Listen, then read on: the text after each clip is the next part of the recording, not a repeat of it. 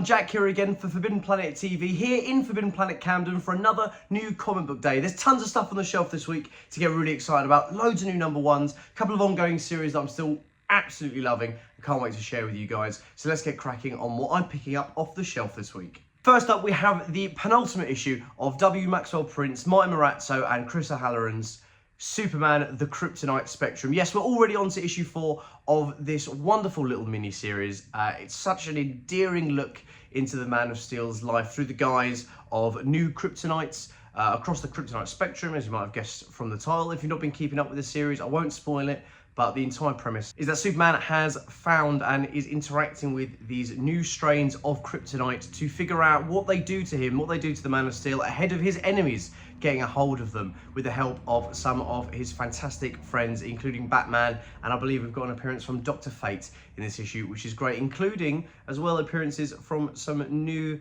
impy elfish-like creatures, very much in the vein of Batmite and Mr. Mitsplix, whose name I've never been able to say, and probably never will. I don't tend to throw the term instant classic around too much, but I think the Kryptonite Spectrum, whilst being very weird, and very odd in a lot of ways, really has the essence of Superman at its core, very early on, very earnestly, and it's delivered in such a joyous way. It set the tone very early on that even out of sorts, what makes Superman Superman is such an inherent part of being a good human being a good member of your community, being a good person and trying to help people, which kind of gets lost in the weeds sometimes, I think, with Superman stories. Maybe less so now. I think there's been a bit more of a cohesion in the way Superman is depicted over the last couple of years, especially with the movie. I think DC want to get back to the boy in blue, Boy Scout, friend of everyone character that we know and love, and Prince and Morazzo and O'Halloran in this series have certainly achieved that, and I can't wait to see them bring it home in the final issue. So yeah, Superman, the Kryptonite Spectrum, what a load of fun. Now, after much anticipation, we have a #1 on the shelf that sees us return to the world of dark fantasy, death, and deep mysticism, and one of my favourite pastimes, rolling dice. We have Kieran Gillen's Die Loaded, issue 1. Yes, after 4 years, I think, since we got volume 4 of the original series of Die, we return to the D&D Jumanji-esque world of Die. If you don't know what Die is all about, the original series is about a group of 40-something-year-olds who return to a devastating role-playing game they played as teenagers, as they are sucked back into the world back in their teenage years, and they have to fight their way through. They must survive the world of Die to get back to the land of the living and the land that they know. And after all this time, they are going back. Yes, we are returning to the world of Die, and I couldn't be more excited. I'm a huge TTRPG player, love me some dark fantasy, so it ticks a lot of my boxes. Kieran Gillen is an author that I've been a fan of for a very long time. I enjoy tremendous amounts his Uncanny X-Men work, all of his X-Men work really kind of redefined who Sinister was for a lot of readers. And more fantasy series, literature-based series like Once and Future with Dan Mora on the art. A huge world to get lost in, with Gillen's fascination with English literature and mythology and ancient Anglo-Saxonisms and things like that. And Die is just as inhabited a world, if not more so, because not only is it a comic book series, it is itself a role-playing game. You can play the game they play in Die. And if you've never had the chance to before, well, you can now. With the Die Quick Start Guide, that's right, released in comic book format, is a quick start play guide to the Die role-playing game. So if you haven't had the chance to give the game a go already yourself, or if you were looking to get into it but weren't sure, you didn't want to commit too heavily, TTRPGs, tabletop role-playing games, are a bit of a big commitment sometimes, especially when you're buying big kits to get into a game that you're not sure whether or not you're going to like, or whether or not you're going to have a play group for. Then the quick start guides are the way to go. And I love this amalgam of two of my favourite things in the world, comics and role-playing games. It's such a good way to expand that world I was talking about earlier, about engaging more creatives, you, the player, as the creatives for that world, and engaging with the lore and all the work that goes into making a world like this, and tell your own stories in the world of dice. So yeah, if you've ever thought about giving the game a go, now you can with a quick start guide. Read issue 1 of Die Loaded as well. What a wonderful double pairing on the shelf this week. Now, another number 1 on the shelf this week that I'm absolutely thrilled about for a number of reasons I'm about to get into comes from one of the greatest creative video game writing minds ever. Dan Houser, the writer of the Grand Theft Auto franchise, Red Dead Redemption and Bully, 3 of the most era-defining and me-defining games of my life. We have American Caper Issue 1. Switching up the console for the paper in your hand, American Caper sees Dan Houser, the writer of those illustrious games, as I just mentioned, telling the story of Verona, Wyoming, very akin to often hyperbolized surrealism that we see in the worlds of Grand Theft Auto and Bully and Red Dead. Red Dead less so.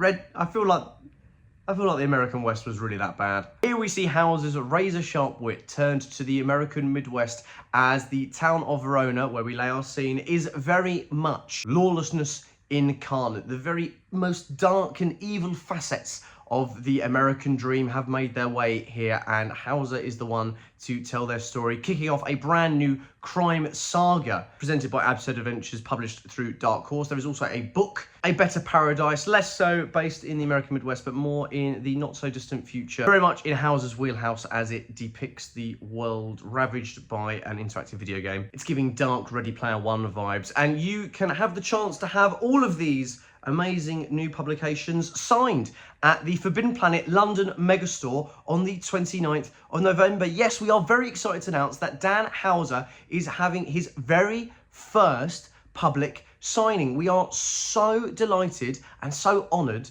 to be hosting Dan at Forbidden Planet in London on the 29th, Saturday the 29th of November, between 1 and 2 p.m. It is a ticketed event. We know this is going to be highly sought after. I'm not sure when this is going out. It might already be live, in which case congratulations on getting a ticket. I'll see you there. I can't wait. But if you can't wait until the 29th, which I recommend you don't wait, head to your local FP this week to pick up American Caper Issue 1 and enter this world of ultra-violence and ultra-style in the way that Houser and this, as Dark Horse describe it, and correctly so, murderer's row of artists help him in telling this sordid, sexy reality of crime and punishment. American Caper Issue 1. Now, another Issue 1 that I certainly have to flag. I'd be remiss if I didn't. It's not a series that I grew up reading. It's not a series that I've engaged with too much, but I know it is a very special series. At the forefront of independent comics in the 90s was the wonderful madness that was Rob Liefeld, and Youngblood is one of the titles he is most famous for, and it hath returned in full 90s polybag collectible trading card style. Yes, a complete and total champion of comic books, Rob Liefeld. It has returned to his infamous series and host of characters, Youngblood. Obviously, Liefeld hasn't been not writing comics. We had 2 Deadpool series from Liefeld over the last couple of years, but a return to form in Youngblood. As I said, not a series I've engaged with very heavily, but is a man, a real warrior for pushing comics as a medium and for the history of them and their importance in the general zeitgeist. So I have to flag that Youngblood Issue 1 from Image Comics is on the shelf this week. Liam Sharp takes centre stage in yet another Savage Sword of Conan in Savage Sword of Conan Issue 11 this week, and by crom does it look good. Every single time Liam Sharp gets involved with absolutely anything, our jaws drop to the floor with a loud thud. And issue 11 of the Savage Sword of Conan magazine is no different. Writer-artist Liam Sharp with another one-shot story for Conan the Barbarian, which is always a wonderful treat on the shelves. Some absolutely gorgeous interiors, as always. The details in the line work is unparalleled, and the stakes never feel higher than when Liam Sharp is on the book. So if you're a Conan fan, this is certainly not an issue to be missed. Savage Sword of Conan, Issue 11. That's it for single issues off the shelf this week. There's a couple of trade paperbacks I'd like to flag up, starting off, of course, with Absolute Martian Manhunter. Yes, the first 6 issues of Absolute Martian Manhunter are here in trade paperback, joining the ranks of Absolute Batman, Superman, and Wonder Woman. A very different tone to those 3 titles, a lot more absurd. We see a totally unique Tate whose psyche has been infested by an alien entity that he calls the Martian. So his complete awareness of who the Martian is, who our awareness of who Martian Manhunter is completely turned on its head.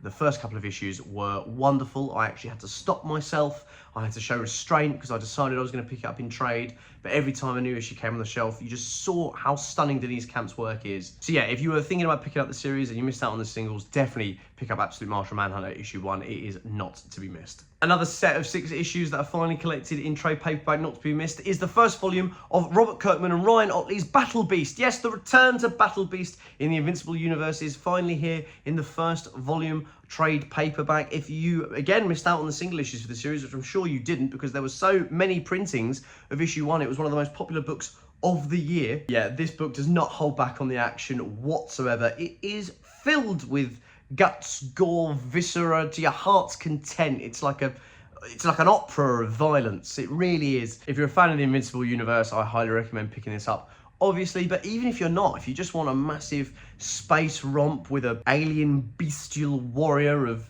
honor and murder, so much murder, then Battle Beast is definitely for you. And then last, but by absolutely no means least, as mentioned in my last New Comic Book Day video, we are soon to be hosting Ahmed Rafat and Dwayne Murray, the wonderful creative team of who are the Power Pals. Yes, the miniseries is here in trade paperback, ready for you to get signed this Friday, the 14th of November, between 5 and 6 p.m. here at Forbidden Planet Camden. We'll be joined by both writer Dwayne Murray and artist Ahmed Rafat to celebrate the launch. The story follows a couple of has-been actors who once upon a time played superheroes, played the Power Pals in a TV series, one of those ones that gets a pilot and then gets instantly cancelled, and these washed-up actors find a way to bring back some of their popularity and re-enter the spotlight, but not without consequence. We are so honoured to be joined by Dwayne and Ahmed to talk about the book,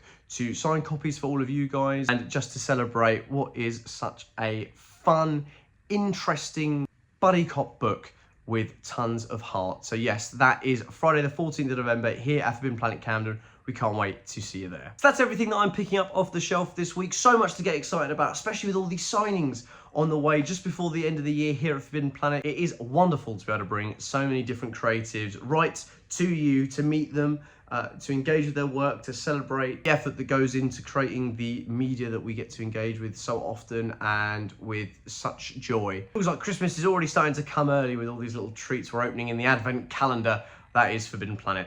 So as always, if you can't get down to your local Forbidden Planet to pick up any of these brilliant books off the shelf or see any of the other things coming out this week, head to forbiddenplanet.com where you can order any of the books I've mentioned today and have a look at all the new releases that come out this Wednesday and all the upcoming Wednesdays as well, to make sure you don't miss out on any of the brilliant comic books hitting the shelves before the end of the year. Thank you so much, as always, for listening. I hope you have a wonderful rest of your week. I hope you get to read some brilliant comics, because I know I will be, certainly. And I shall see you next week for a host of new comics. Thank you so much.